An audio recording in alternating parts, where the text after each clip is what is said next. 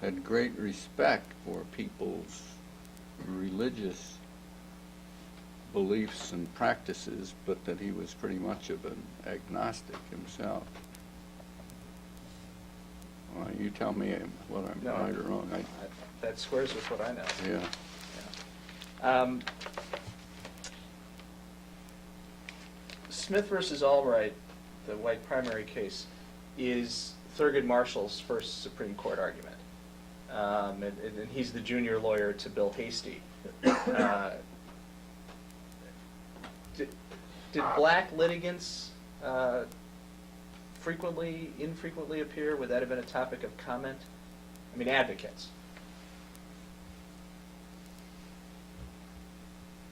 I don't think it would have been. Why do I say that? I'm not sure. I'm not sure, but I would have thought it was absolutely of no moment. Okay. I think later, into the 50s, Jackson becomes a real fan of Thurgood Marshall's oral arguments. Oh, I can see why he would be. Sure. I didn't know that, Okay. and I don't know that I ever heard Thurgood Marshall argue a case, but I can imagine them, and I can imagine it was the kind of thing that Jackson would have admired very much. Okay. But I don't know anything about Okay. Owen Roberts. Jackson and Roberts. What was that? That was a very cordial relationship, I think. When I said only Frankfurter did I see in chambers, maybe I knew of some interchanges with Roberts and Jackson. I think Jackson greatly respected Roberts, and I did think that the reverse was true also. That's my sense of it. And incidentally, I got the impression in sort of reviewing stuff quickly for this that Roberts did a hell of a lot of work during those terms. Mm-hmm. Yeah, I think he did write a lot. Yeah. Yeah. And very, very workmanlike stuff. You get quite a favorable impression of Roberts as you look back at his opinions. Mm-hmm. He, by the way, was the only member of the court who had a permanent law clerk, if I discount Gene Gressman. But I mean, Roberts had an older person who didn't associate with the other law clerks much at all, and wasn't. I think the judgment would have been that he wasn't of the caliber of law clerks generally, but was a person who had been with Roberts quite a long time. Gressman was kind of a permanent fixture for a while. Right. I think about 5 terms. Yeah, and he was very good. Gressman didn't fit the kind of mentor person you were starting out to describe, but he was a person that other law clerks talked with a good bit about cases, mainly because Murphy, more than any of the rest of them, I think, would come back from a conference and tell Gressman everything that had gone on. So if you wanted to get the scoop about what had happened at conference, you'd go around and talk to Gressman, who was fairly free with it, as I remember.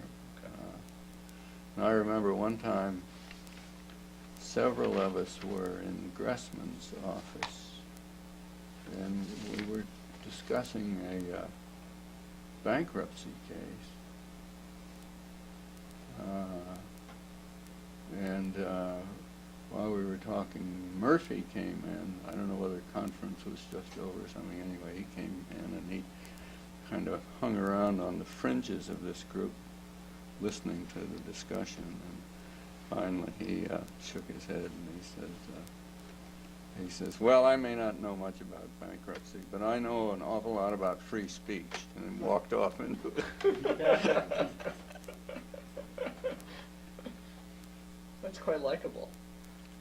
Yeah, it really is. My other favorite Murphy story was told me by by Ed Huddleston, who was a great lawyer. I think he must have clerked, but I'm not sure. Eventually wound up in San Francisco. But he said that he was riding, got into a cab. In those days in Washington during the war,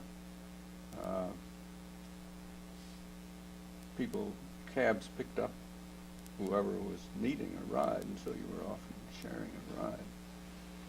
And I think this is an Ed Huddleston story.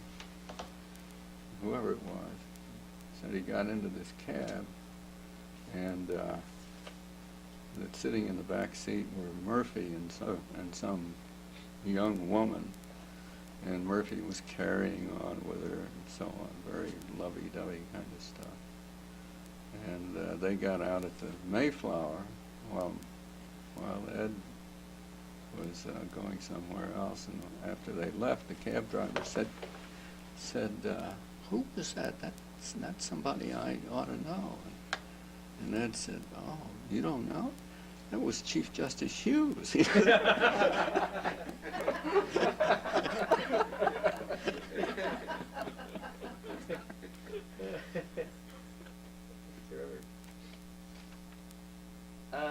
How much time did Jackson spend at the White House while you were a law clerk? I don't know of any. Okay. It didn't happen, or you didn't know it was happening? I do not know of it's happening.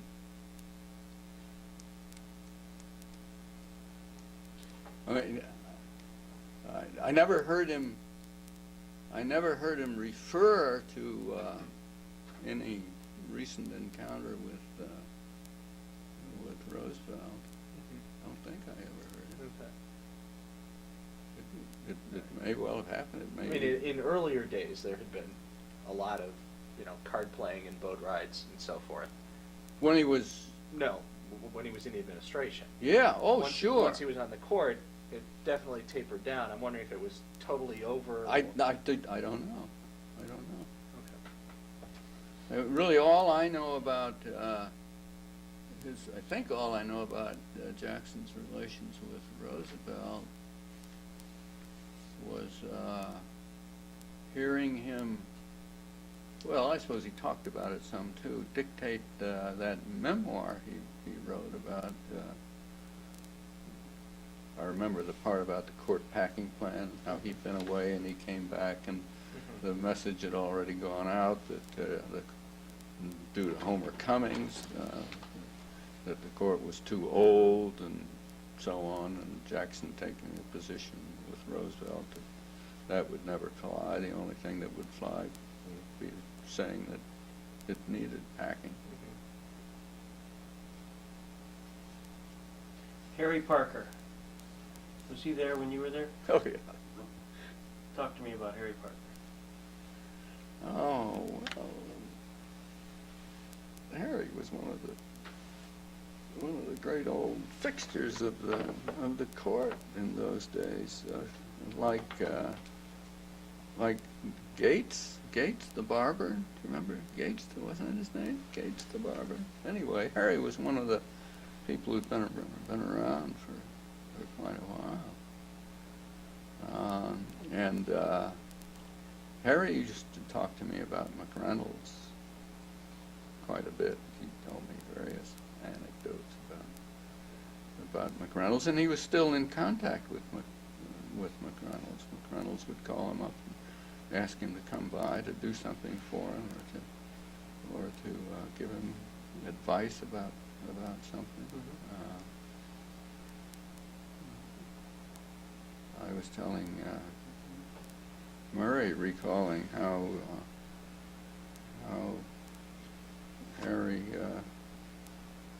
was telling me one day that he had been at McReynolds the day before, and McReynolds had wanted to fire his driver or whatever he was because he wanted $1 more a week or something like that.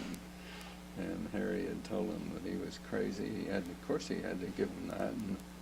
And then a couple of weeks later, McReynolds called him again and told him that now the cook had heard that he'd given a raise to the driver, and the cook was threatening to quit. What should he do about that?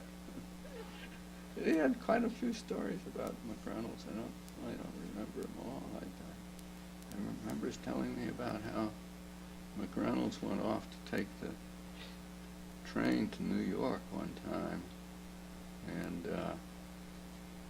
was walking down the platform to get on the train, and somebody jostled him, and he got so mad he turned around and went home.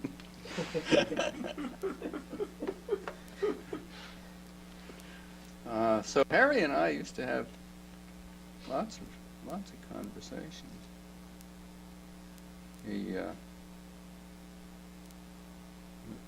Mrs. Jackson was always getting Harry to do errands for her. And I got a sense of a certain coolness of Harry toward Mrs. Jackson, but I might be wrong about that. Did you get invited to the house much?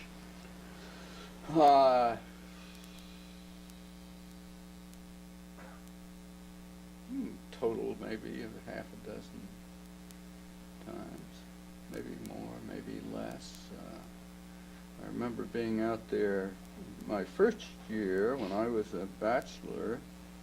I remember one or more of these parties, bachelor parties Jackson had for his cronies from the Justice Department, one or two of those, and maybe some picnic-like occasions. And after I was married, they had us out for occasional Saturday picnics and other things. I remember Jackson loved to dance up on the top floor of his house. And I remember his taking my wife on a horse and buggy ride. He loved to do that around the place. I remember being out there on one occasion when his pig got loose, and I think Bill Jackson and I were trying to chase the pig down.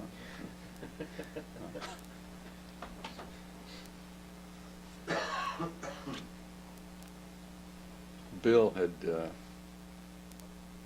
named the pig Irwin. Irwin? Yeah. Who's Irwin? I think it was intended to be Irwin Griswold. Okay, Yeah. okay.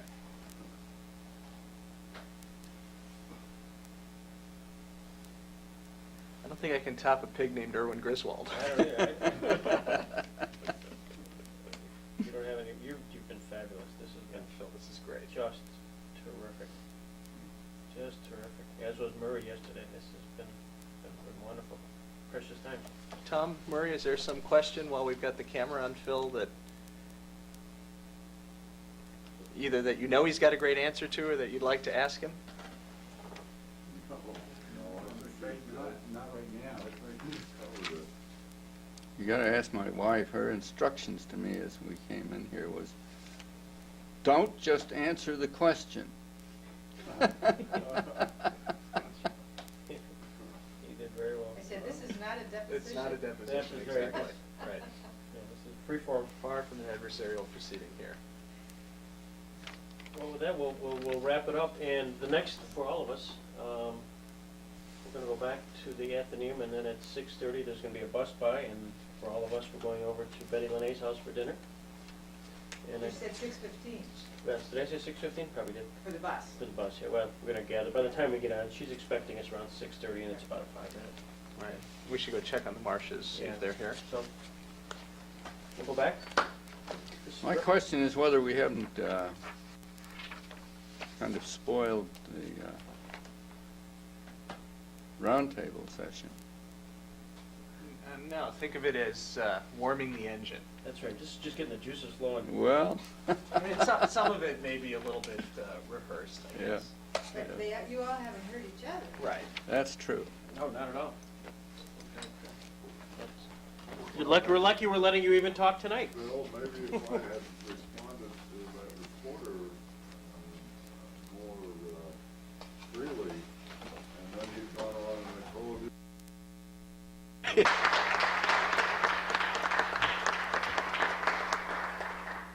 Thank you, Greg, and thank you all for being here for another very special occasion in the development of the Jackson Center. A Supreme Court justice is obviously one of 9 people with very special responsibilities. But the 20th century practice has been for Supreme Court justices to employ individually and to be assisted by some of the finest young legal talent in the country. The 3 gentlemen who we have here today were among the 11 law clerks who worked for Justice Robert H. Jackson during his 13 years on the Supreme Court. Each has an extensive life path before the work at the court and a record of wonderful accomplishments in life since they worked for Jackson at the court. As Greg mentioned, you have a handout and it gives you some detail. What I'd like to do is briefly introduce each of them and highlight a few of the details to set up the roundtable discussion that we will be having. The first of the law clerks chronologically who's with us this morning is the gentleman in the middle, Mr. Phil Neal of Chicago, Illinois. Phil is a Chicago native, grew up there, attended schools in Chicago until he went to Harvard College. After graduating from Harvard College and studying economics at Harvard, he attended Harvard Law School, where he graduated and had achieved the position of president of the Harvard Law Review. He then became Justice Jackson's law clerk in the October term 1943, so the 1943-1944 calendar year. And he stayed for what was to be a full second year. It became part of a second year before he moved on from his work at the Supreme Court. To briefly encapsulate so much, after his work for Jackson, Phil Neal joined the State Department and was part of the U.S. government planning effort and implementation effort that created the United Nations. First, the work in Washington, D.C. at Dumbarton Oaks in the spring of 1945, and then the work in San Francisco in the summer of 1945. Following that, he left public service and having, I think, fallen in love with the San Francisco Bay Area, remained out there. He briefly practiced law with a private firm in San Francisco and then entered academia, becoming a professor of law at Stanford University and really a very prominent legal academic. He was recruited from Stanford back to his hometown of Chicago, where he became the dean of the University of Chicago Law School and held that position and was a member of that faculty for another substantial piece of his career. And then, moving from academia, in the current phase of his career, was part of founding, developing, and very actively practicing in one of Chicago's prominent law firms that bears his name. So it's a delight to have Phil Neal here with us this morning.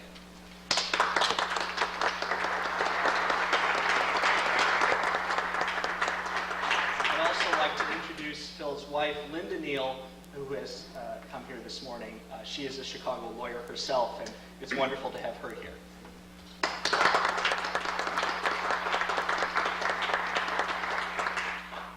The next of our law clerks chronologically is the gentleman closest to me, Mr. Murray Gartner. Murray became Justice Jackson's law clerk early, as you'll hear, in the middle of the October term, 1944, and then remained as Jackson's law clerk for the next 2 years, the 1945 and 46 terms, so 45, 46, 46, 47. Murray is a native of New York City. He was raised there. He ended up going to school there. He then became a student at Harvard Law School, and he too, coincidentally, and it sounds almost automatic to say, he too was president of the Harvard Law Review. It understates what a tremendous measure that is of one's academic accomplishment and legal ability. But he too, like Phil Neal, was president of the Harvard Law Review, and he too, like Phil Neal, was then hired by Robert Jackson to be a law clerk at the Supreme Court. In his time after the Supreme Court, Murray Gartner also went to San Francisco and practiced law privately there for a piece of time. He then returned to public service and in the early 1950s was based in Paris and was working on the Marshall Plan. After leaving that piece of government service, Murray returned to New York and began began or resumed private practice of law, becoming a partner and a prominent labor law attorney at the firm today known as Costco.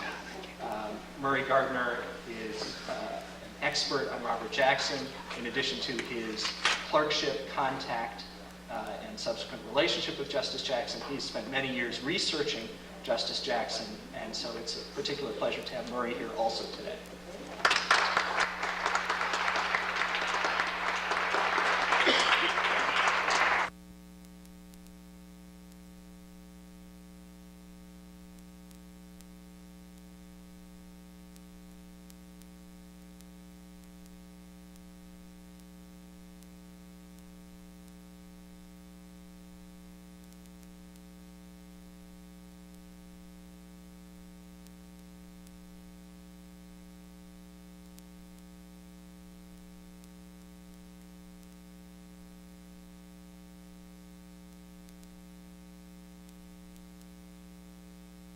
Paul Freund said he was a joyful companion. He treated everybody the same. When he went to fishing, he went fishing with his caretaker or with some young man from the library or from the clerk's office. Wintertime, in the winter, at Christmas time, he had the printers up from the print shop in the court. There were 3 printers and their janitor for Christmas drink. When we first came to Washington, I came to Washington in July 1947. You couldn't find housing anyplace. Several months later, I finally found a place in Falls Church, and I told them I'm going to bring the family down. We had, at that time, the girls were less than 3 years old, and I told them we're coming by train. He said, well, you let me know what train. I'll have Stuart, my handyman, meet you. So when we came down by train, we were met at the station by Stuart and Justice Jackson's car. He let us, our children, our luggage in the car, drove us out to Falls Church where we were going to live, which is something that very few people would do. Very few people are that thoughtful. It was just that was typical of him. He had a very humorous, you find humor in anything. In the fall, in the winter of 1947, they had the last judicial ball before they remodeled the White House. And all the clerks and the judges were there, and we met him and Mrs. Jackson at that time, and he said, you know, the best part about these Washington parties is that you meet for a few minutes. A lot of people with him, a few minutes is enough. He didn't care much for the Washington social world. He respected the court as an institution, but he also thought it was subject to humor. One time he supposed to have said, he did say, I do not always understand the opinions of this court. And another time he said that they have a series of cases involving divorce and marriage. And he said, if there's one thing that people have a right to expect from the lawmakers is they will know where they are married, and if so, to whom. And they put down one case. He said this case results in the second wife could not be his widow, but the first wife with whom he had been divorced was his widow. And that was a pretty confusing situation. But his humor lives today. At one time he said, the problem the American people have is how to throw the Democrats out without throwing the Republicans in. We still have a problem from Nancy. Yeah, we proved that in 2000. They still don't know how to do it. Terrible results. And one time he said that they told him his views in the case was contrary to what he had said as Attorney General. And he said, I don't think I should be constantly wrong today because I was then constantly wrong yesterday. And he invoked all the reasons for proving a change of mind. He was strictly a Jamestown guy. He told Jamestown stories. I'll just tell you 2 stories. One, in a murder case, he said a visiting judge, after the first day of trial, the first degree murder case, we walked around the country. He met the defendant walking around free as the breeze. And the guy said he was on a message, he was a messenger for the sheriff. So when he got back to town the next day, he said to the sheriff, what the hell's going on here? I meet this first degree murder defendant out in the country and he's working for you. The sheriff said, oh, the judge said, we all know this fellow. He ain't going anywhere. So the judge said, well, I still like to have him in jail during the course of the trial. So the sheriff said, well, it'll make you feel better, I'll keep him in jail, but I might as well tell you right now, we ain't going to convict him anyway. The best Jamestown story involves his daughter Mary Jackson, who was the apple of his eye. When Mary got to be 6 or 7 years old, he would take Mary and her nanny when he went to Buffalo or someplace for a meeting. They went to Buffalo one day for a meeting, and Mary and her nanny and Jackson went out to the hotel first, and Mary right away said she had to go to the bathroom. So you've all been through this with your children. So he gave us some money so they could use the pay facilities, and then they took off. The corporate clients came, and Mary came back in a few minutes, and she gave back the money. She said, I didn't need the money. I called out the door, let Nanny in.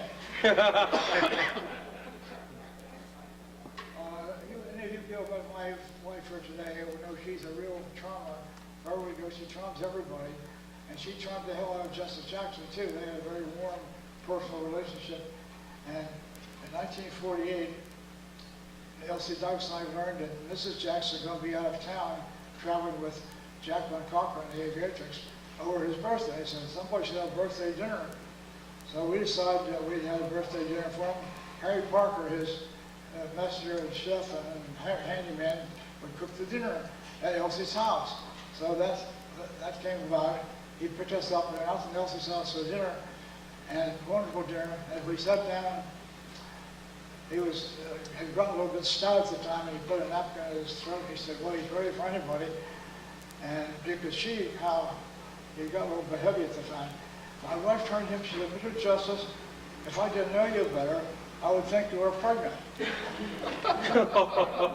I almost died on the spot. So is she right now. I figured, there goes my picture. He asked me to stay for a second year, and at the end of my 2 years, at the last day in the court, he had a small cocktail party in Chambers for me, and had the law clerks and others in there. He and I were talking to some 2 or 3 other people, and one of them, Bruce Griswold, who worked for Burton, turned to him and he said, Mr. Justice, I've talked to a lot of people, and nothing like this ever happened before around here. What's so great about Jim Marsh? And he quickly turned to me, he said, Bruce, if you had worked this well every day for 2 years, and you find us out here back to Philadelphia, don't you think you'd have some sort of celebration too? He ended up on that. He was indeed a genial justice, and he's a great friend.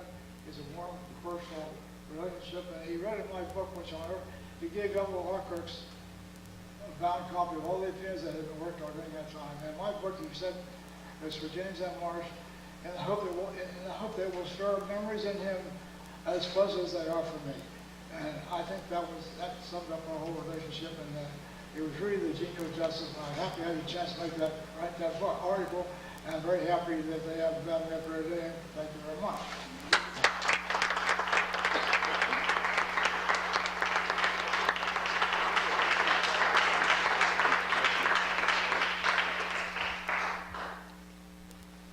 Thank you, Jim. That was excellent, and that's just a preview of the discussion we will be having today.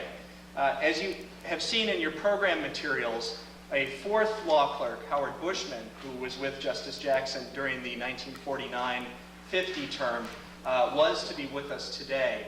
Howard, unfortunately, has some knees that aren't cooperating as much as he'd like them to at this point in his life, and his wife, who would be instrumental to helping him get here, became ill last week, and so with real regret, Howard is not with us today. He did, however, take the time to write and send to us a few memories of Jackson, and I'm pleased to be able to share these with you as part of our introduction this morning. Howard addressed 4 topics, and I think they're themes that you will hear again in the discussion that follows. The first is the clerk selection process, and Howard says, basically, unlike many of the other justices who just routinely had somebody pick a clerk for them, Jackson had an individual process that he ran, and Howard, who was a graduate of Jackson's alma mater, Albany Law School, was given the opportunity to work for Jackson after Jackson had sought out and contacted the dean of Albany Law School and really opened the door to the prospect of somebody from Albany getting to work at the Supreme Court. A second thing that Howard focused on is the opinion writing process. And he wrote this up so beautifully, I'll just read you this from Howard Bushman. Justice Jackson's opinion writing process was relatively simple. He sent drafts of opinions to his clerks for comments and addition.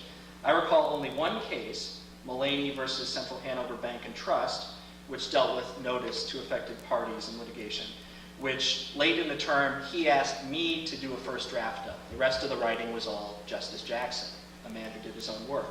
I was amazed, Bushman writes, after writing his draft, that Jackson accepted it without changes and submitted it and published it as his own work. He remembers this primarily as an example of a guy who didn't need help with the writing, doing something extremely generous and considerate. A third thing that Howard described was the quality of Robert Jackson's writing, something we all know about and have come to appreciate, but bears repeating that this man had a facility with the English language in his speech and in his writings that was unparalleled. Howard focuses on a particular dissenting opinion from his time as a law clerk, Kingsley versus Dorsey, which is a case about a lawyer who was disbarred for submitting to the patent office an article that he claimed he had written, which in fact had been written by somebody else. So it was a disbarment for plagiarism. And this is a paragraph from Jackson's dissenting opinion in that case. I should not like to be second to anyone on this court in condemning the custom of putting up decoy authors to impress the guileless, a custom which flourishes even in official circles in Washington. Nor do I contend that Dorsey's special adaptation of the prevailing custom comports with the highest candor. Ghostwriting has debased the intellectual currency in circulation here and is a type of counterfeiting which invites no defense. Perhaps this court renders a public service in treating phantom authors and ghostwriters as legal frauds and disguise authorship as a deception.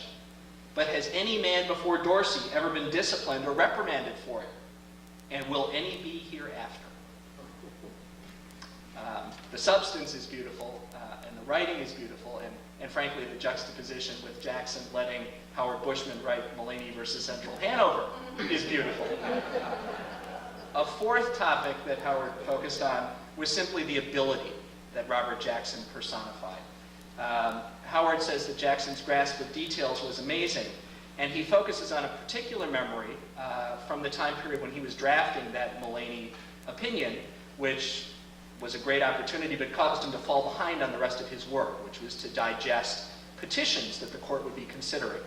And so the day before Jackson was going to go into conference, and Howard owed him a stack of memoranda digesting those petitions, he said to the boss, apologetically, I'm behind in my work because I'm working on this Mulaney thing, but I can get another justice's law clerk's memoranda and bring those to you, and that will help you get prepared in lieu of the work I haven't been able to do for you myself.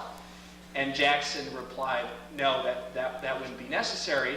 Instead, he would just take the cart from the work office where Howard was over to his own office containing all these petitions. And Howard said it was a very short period of time later, an hour, hour and a half, when he went into Jackson's office, and Jackson, just looking at a list of case names, then discussed everything that was on the cart and what he thought about it, what the issues were, and why he didn't think the petition should be granted, or in a couple of cases, why it should be. In other words, just genius level ability in terms of speed, assimilation of information, decisive judgment, and encyclopedic recall. It was more than a parlor trick. Howard Bushman describes it as just breathtaking. So with real regret, Howard is not here, but I, on behalf of all of us, would thank him for those recollections, which will be a nice preview to much of what we'll hear in the ensuing discussion. I now turn this back to Greg Peterson. Thank you.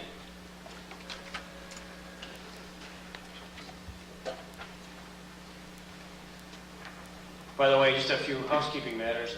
Where the cameras are situated here is where they will be, so as you are going to be positioning yourself for the second part of the show, keep that in mind.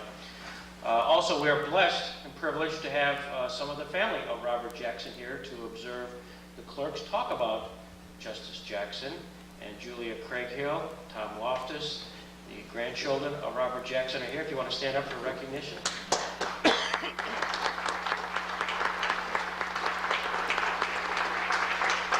And we have in the front row Harold Adams, the nephew of Robert Jackson. Harold, thanks as always, the Jackson Center.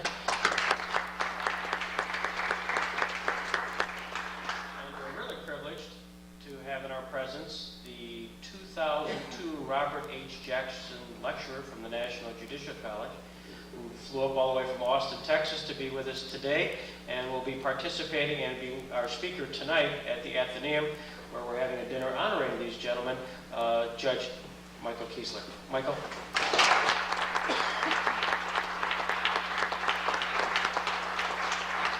We're going to take a short 10-minute break, and for the flash camera guys, feel free, if you stay up for just a few minutes for the photo op, that would be terrific. For Jessica, if you want to take, you got stuff, or anybody else. But what we're going to try to do, obviously, unlike last year where we went into a soundproof room to film, this year we're bringing it live to you, so the ability to keep noise and shutters down to a minimum is going to be helpful for our use as far as ultimately how we preserve this. So hopefully you'll respect that request. But if you want to take photos now, now's the perfect time. We're going to take a 10-minute break, and then